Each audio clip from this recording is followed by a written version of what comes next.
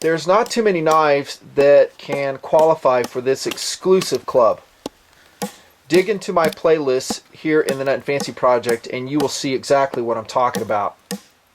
Not too many fixed blade knives can actually qualify themselves as what I call a large wilderness blade. They are few in number. It is an exclusive club. So when I can find one that possesses two kinds of cool, and TMPers know exactly what I'm talking about, I get pretty stoked. And that's what this video is about. We're going to cover three knives. First up is the biggest. It is exactly the type of blade I'm talking about right now. Here it is. Check it. Scrapyard Knives Sykcos 911. This is a Nutnfancy tabletop review, and this knife rocks. Order it now. There you go. There's your review, dude. It is that good. It is a Hall of Fame knife in the Nutnfancy project. Hey, Scrapyard, start making more. This video will sell a few, maybe lots, and you're welcome. We're going to talk about the philosophy of use with this 911 here briefly, but this is a 3-for-1 video. It's going to go deeper than just a big old chopper, big old wilderness blade, because we're going to talk about mid-size Sykcos. Here it is. The 711. By the way, as you can see, Sykcos is spelled S-Y-K-C-O, standing for, of course, Scrapyard Knife Company. Clever. So remember that spelling when you order it. It's not spelled like, I don't know, your mother-in-law when you talk about her. You know, standard Sykcos spelling. There you go. And then we're going to talk about Baby Bear. Sykcos 511. They are all HOF blades. What more do you need to know? Yes, they are that good. There's a couple of quibbles I have here and there, but they are minor and they will not detract from the greatness of these Scrapyard knives. Now, Scrapyard Knives, if you guys don't know, is a subsidiary of Bussey Knives, or Busey Knives, however you say it. And they make some great blades. There's Scrapyard Knives, there's Swamp Rat Knives, and then there's Busey Combat. We're talking about this division, Scrapyard. It's a lot of knife for the money when you look comparatively at other blades. And we will do that before the video ends. But first, we got to get into a interesting discussion of philosophy of use. Now, once upon a time here in the Nutnfancy project, I made a video called Why Big Blades Don't Suck. Please reference that video, because therein you will find a very detailed discussion on philosophy of use about big blades in a wilderness role, mostly. All of it plays for this largest one, the 911. To summarize, it minimizes my work in the woods in a man-portable system. I'm talking about backpacking, not necessarily, I shouldn't say only man-portable. Let's say SAWC limited system. I can't take a chainsaw, I can't take an axe, they're too heavy, too bulky. So what do I take? I take a backpack saw and a large blade. And that is a combination which for me personally has worked for decades. And here in front of the Nutnfancy project, I've proven it over 5 years of wilderness adventuring that it works. It is the lightest, most capable, work minimizing system I can find so far. Those other things are great if you can take them. Love big blades. And I love the 911. It proved itself capable or even better than the other big blades that I've tested to date here in TMP. And that's saying a lot. For guys who have been following the Nutnfancy project knife show here for 5 years, you know I've tested quite a few big blades, at least the ones that are out there, very enthusiastically. And to say that this stacks up against them is a badge of honor. It really is. As you can see, it was worked in TMP. Totally. In fact, to various degrees, all three of these knives were tested as best I could for the tabletop review. And against actually kind of greenwood, which is kind of a change. There was a big old tree up in the mountains that fell over. It was dead, and it dedicated its post-life to the good of science here in the Nutnfancy project. That's why the blades, at least the 911, is so coated, because it was working through some alpine sap. Specifically, it was aspen. That was the wood we worked on. So it's kind of a softer hardwood. My data point is for that wood. You know, I'm not cracking open green oak or something like that, cherry wood. So as I always say, your data may differ. Chopper, hacker, superb. Superb. It just, the balance on this knife is just amazing.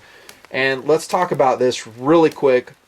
The sizes and weights. This is a Sykcos 911, 9.5 inches, 17 ounces naked, as you see it here, with a sheath that I pair it up with, and I will show you that and talk about that before we end. 25 ounces. Stepping on down, Sykcos 711, 7/3/8 inches, 14.4 ounces naked. That's pretty good considering that this knife is a 1/4 inch in thickness. So is a 911. That's one reason, by the way, dudes, that I am so stoked on these blades, because these are thick blades. I love 1/4 inch wilderness blades for chopping, for hacking. Remember Philosophies of Use. These are actually lighter than you would think for such thick blades. This one, the 711, again, 14.5 ounces, with the sheath that I paired up with, 18 ounces. And if you're keeping score at home, that is lighter than a Cold Steel Recon Scout, I should say. Pretty awesome. The 511, this one, by the way, you might be surprised, I am equally stoked on this knife. Equally. This one is 5.5 inches in length. It is 3/16, I believe, in thickness. Yep. 6.8 ounces is all this sucker weighs. And this is one tough mother of a camp knife. With the sheath that I paired up with, I'm not going to show you yet, 11.8 ounces. That's still very light. Very light. Talking about POUs. Talking about camp knives, actually. That's what the calling of the 511 is. Now, there's all types of different philosophies of the size of blade you need to do your bushcrafting, your wilderness jobs. We've covered that like so much here in the Nutnfancy project. The way I approach it is a knife of this size is a camp knife. I can use it for preparing kindling, firecraft. This knife is definitely tough enough that I can baton with it. Smaller logs, smaller branches, because I don't have a lot of span, of course, with a 5.5 inch blade. No problem. But it's mostly a camp knife. Food preparation, skinning game, absolutely. It's really an all-arounder, and it's so light, very easy to integrate into the system. Stepping up, we get more capability because we get more size, depending on what task you're talking about. This is going to be a more capable chopper, the Sykcos 711. Proven. It delimbed well. It cut through a log well, but it is not the best chopper because we're talking about physics. I mean, the sucker is only 14.5 ounces, and that's pretty light, again, for a 1/4 inch big old slab of steel. It does it well, though, and it can flex into the same camp preparation tasks that the 511 does. Food preparation, skinning game, trap creation, making shelters. It really is an outstanding all-arounder. The Sykcos 711, just like the other mid-sized survival knives that I've talked about. Great option. In fact, I think in a lot of people's minds, this will be the preferred blade because some just don't like the bigger blades. They, for whatever reason, don't integrate into their system. Maybe it's because they haven't tried it. That's what I think. Or they're on a snowmobile or some other type of motorized transportation where they're bringing an axe, a splitting axe, a maul, or a chainsaw, and so this is not needed. I get it. And then we step up Philosophies of Use to the 911. Big old 9.5 inch blade. Can span a big old sized log. Did it. The 911 split amazingly. Amazingly. I'm not going to take anything away from the other blades that I've reviewed to this point. They're also equally awesome. There are a couple things that I'm really stoked about on the Sykcos series. One I've talked about already, and that is the thickness of the blade and the weight. and feel and balance, which is a little bit blade heavy, which I prefer, especially for camp, or what I'm doing with it. Another one is these are slightly convex ground blades, the Sykcos. Bussy says they're about 1 degree off flat, and he calls it an ultra convex bevel. And it looks almost like a full flat ground blade, but it is not. About 5/16 from the top of the spine on each of these knives, it'll go to pure flat ground. But this is convex, and that means it splits well, and it's tough. And then you have, what I really like about this, it has a conventional relief edge on it. So it's not convex all the way down like, I don't know, a Bark River, which for me is harder to sharpen. Hey, it's easy, Nutnfancy, you need to get with it. I know, for you, not for me. I like a conventional one that I can slap on my Edge Pro Apex and go to town. I'm going to show you this edge here in a little bit on the 511. Sick! So it's almost like a full flat ground blade. Very tough. Philosophies of use. In summary, best chopper, best delimber, probably the best work minimizer for sheltercraft, firecraft for that matter. This will be a step down. Better in those tasks, and it actually flexes into food preparation and other stuff like that. This will be the best camp knife. Food preparation, probably skinning game. Now on the 711, 911, we of course can choke up, but I don't like doing that when I'm skinning game. If this is the only blade we have. Hey, Nutnfancy, you're going out in the woods and you can only take one. Which one do you take?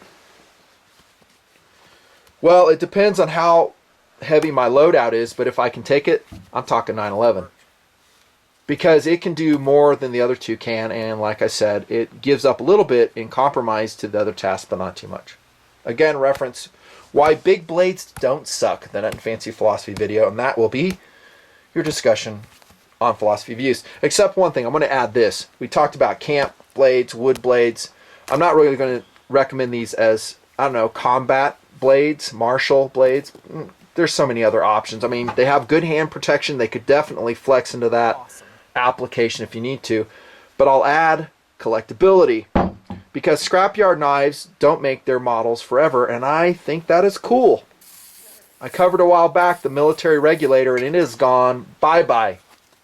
Gone. Collectible in terms of value? I don't know about that, but in terms of specialness, absolutely. Balance, I said, good. Feel is good, and that'll take us to blade steel. Again, in the military regulator, I covered this. Let's look at the 711 here. This is what Bussy calls SR101 steel. This, again, is a 1/4 inch slab. It is analogous, in my understanding, to the 52100 ball bearing steel, and it is heat treated very carefully by Scrapyard. And that's what brings out the performance that I personally saw in testing. For instance, this 711 delimbed, it split, didn't split a lot, but it delimbed quite a bit. The edge on it, almost like it came out of box, to be honest with you guys. It really is. And you know how I always make fun of manufacturers when they say that, oh yeah, you can do all this and do that, and it's still hair shaving sharp.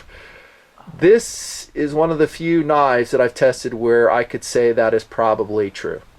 How's that? Now check this out. The 511, as it came out of box, I wasn't particularly impressed with its edge, so I was like, well, I want to thin this edge out because I think this is like a 40-degree grind that they come with out of box. So I slapped this sucker on the Edge Pro Apex, and look at this wicked edge that I put on it. Let's see, where are we? Oh my gosh.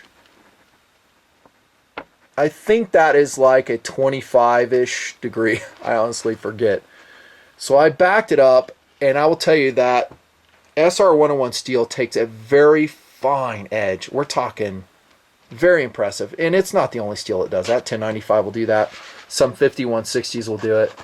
But I was impressed. And I was impressed that it wasn't like a total pain in the butt to reprofile, because I had to remove some steel to get that relief edge.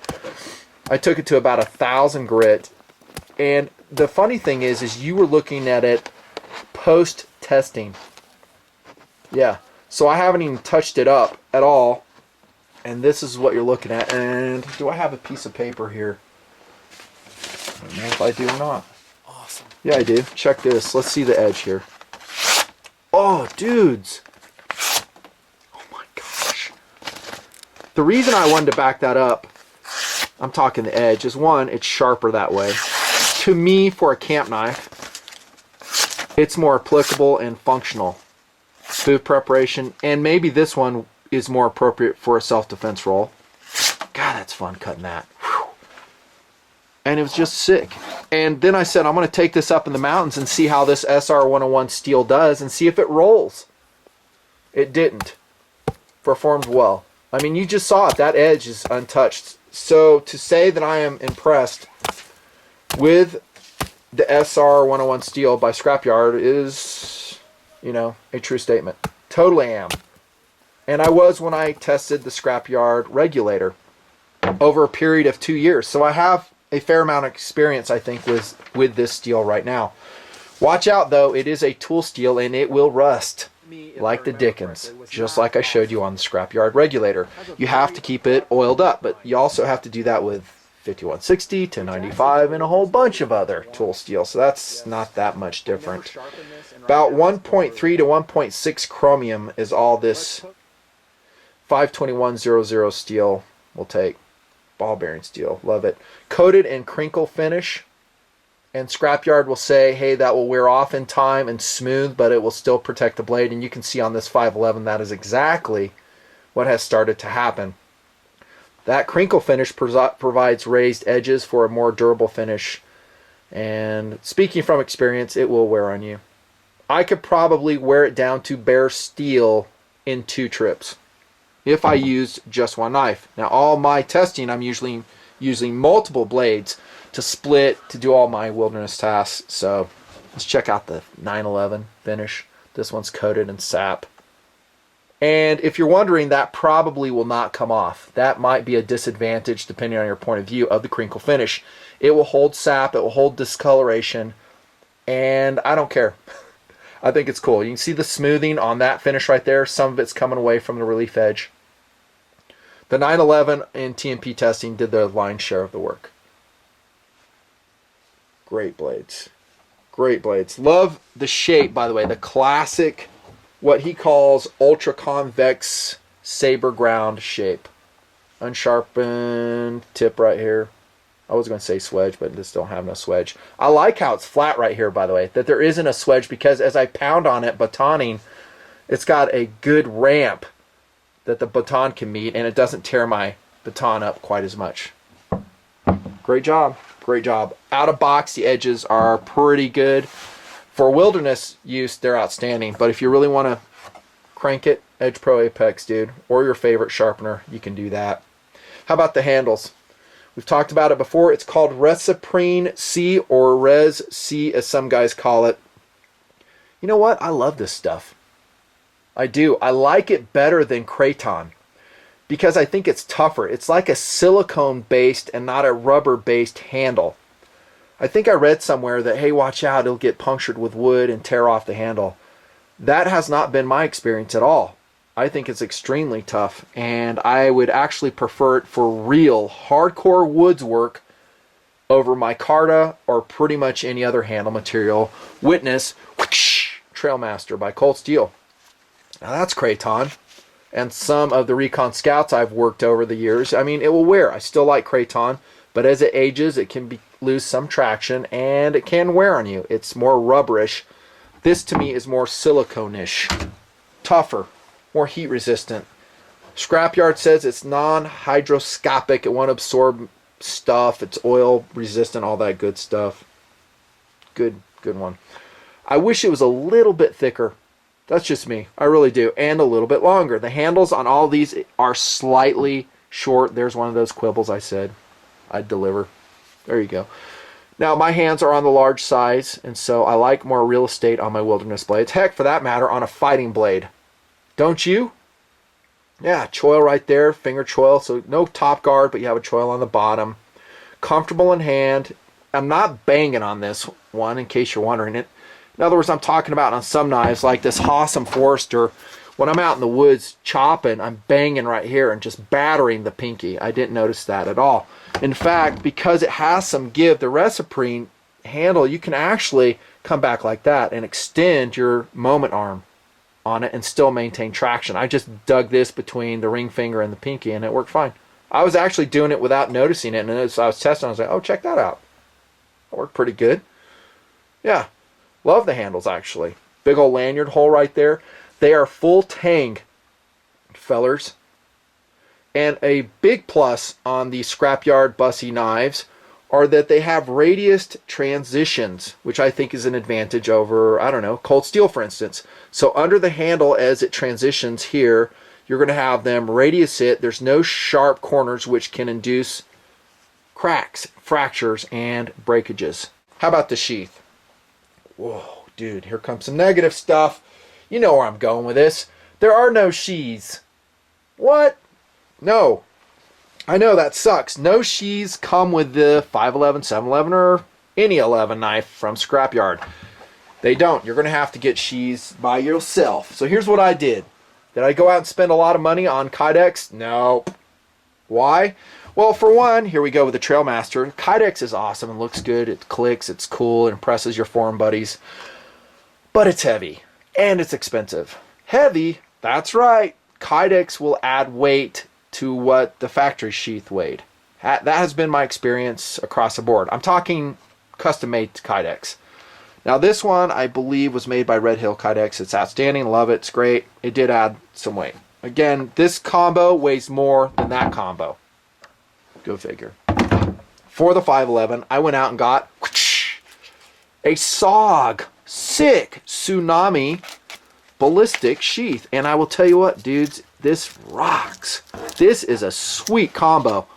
Scrapyard, I bet you're going to sell, let me snap this so you can see what it's like. I bet you're going to sell a few of these, because if you guys handled this Sykcos 511 and SOG sheath combo, you would be amazed at how light it is. 11.8 ounces on my scale, if I'm not mistaken. It feels even lighter. Another philosophy of use I forgot to mention is soldier knife. That is, you're in combat conditions. 511, awesome job. I mean, awesome for that role. 711, kind of awesome. Maybe a little bit less so, just because it's heavier. We have ammo, body armor, water, all that other crap we're carrying. Great job. Love that sheath. And it is MOLLE capable. Soldier knife POU, once again. And then for the 711, this will be a review of the sheath. It's going to be the Spec Ops basic modular sheath. And I will tell you what, dudes, this one is excellent. Oh my gosh, it works so well with the Sykcos 711.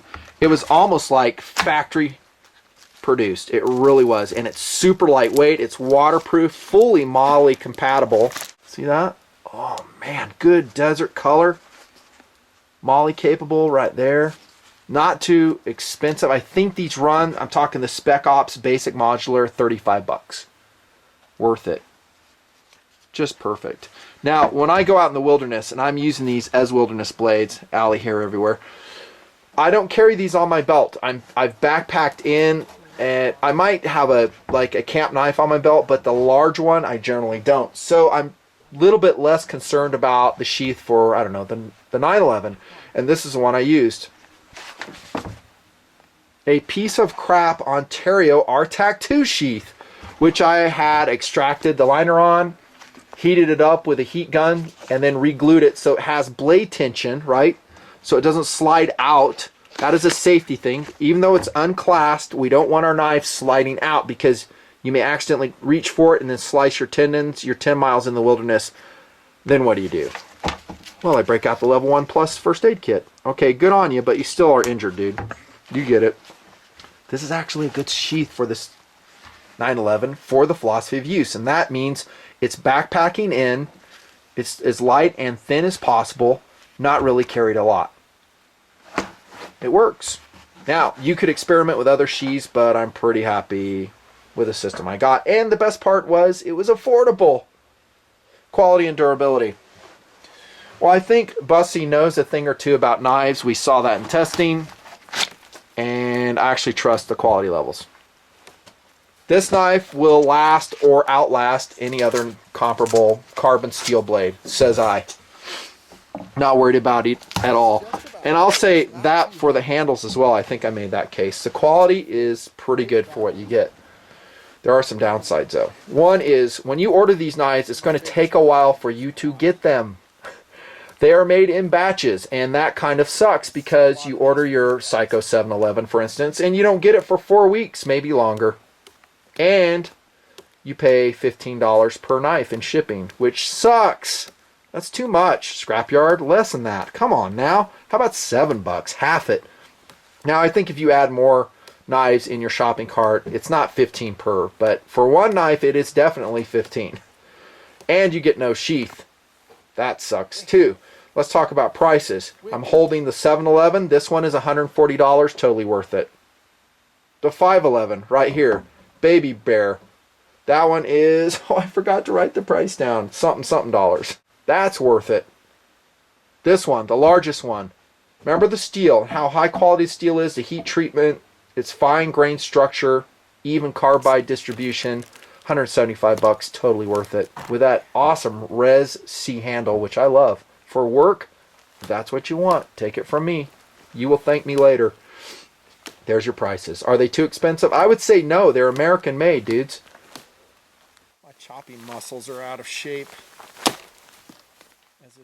Now, with that same money, you could go out and buy yourself some more awesome blades, previously reviewed, discussed, tested for years here in the Nutnfancy project. Cold Steel Trailmaster, still love it. Still love it. Great knife, great chopper, great all-around, big wilderness blade. Is the steel as high a quality as the Scrapyard?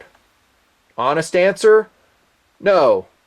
Even this carbon 5 version, it just ain't. And it doesn't have the radius transitions that this does. So I think if I really was going out in the wilderness and I cannot have my blade break, crack on me, even if it's cold, I would probably go with Scrapyard. From what I know now. By the way, any blade can break, even the Scrapyards. They're not immune from that, so don't take what I'm saying as that. This is an old Becker 9. Check that one. Brought that relief edge back too. That's a good knife, but it ain't going to chop as well. It's not thick enough.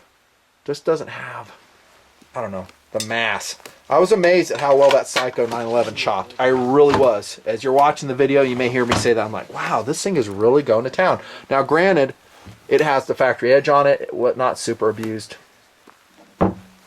Ontario RTAC 2, and this is that wicked, actually pretty light Kydex sheath from Chestnut Ridge. Highly recommended. Jump on down to Chestnut. Tell them Nutnfancy sent you. Get one for your RTAC. And the beauty of me running this in is it opened up that other sheath that I can use for the 911, right? Great knife, the RTAC 2. Much heralded. Lots of knife for the money. Big old blade. Work minimizer. That's an option. Cheap, too. I think I bought this one for $85. Yeah, what year does this one come into the inventory? 2006. This knife. Oh, last but not least, how about this one? Ron's knife, the Buck Hoodlum. That's a Hall of Famer right there, boys. That's a 15-ounce, 23-ounce overall package. Huge span, 5160 spring steel, about $135. Came in inventory, was tested in 2011 here in TMP. Great knife. Lightweight ballistic sheath. Great knife. Now, the RTAC 2, the Buck Hoodlum, the Cold Steel Trailmaster, and another one, the SP50 Gen 2 by Ontario, which I don't have on table. They're all going to weigh around the same weight, I'm talking big knives here, as the 911. Sometimes, against some of those competitive offerings, the 911 combo with the sheath that I showed you is going to weigh less. And you know me, when we're talking about hiking in, weight is everything. But Nutnfancy, your pack weighs freaking 80 pounds. I know, but I have lots of capabilities in that pack. That's a Hall of Fame blade. That's a Hall of Fame blade. That's a Hall of Fame blade. I think you get it.